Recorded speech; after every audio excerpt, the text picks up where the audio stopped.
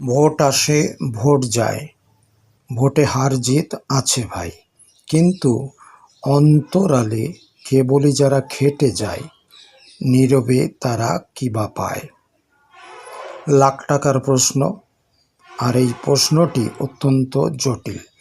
বাস্তব হলো কিছু পায় না। উলো খাগড়ারাই দখল করে তাদের পরিশ্রমের 16 আনা। এবারের তৃণমূল কংগ্রেসের আসন বাড়বে।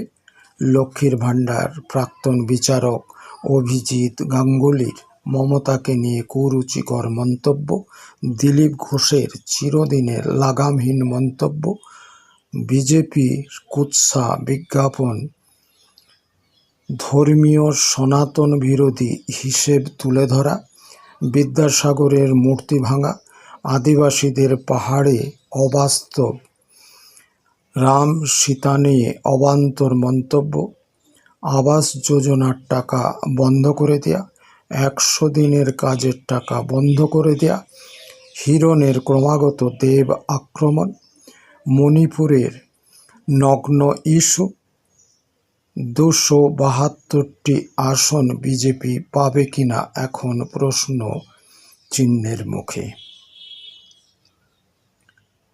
আমরা যে কথা দিয়ে শুরু করেছিলাম, আমাদের বাংলায় রাজনৈতিক দলে যারা খেটে যায় তাদেরকে সর্বদা পিছনে ফেলে রাখা হয়।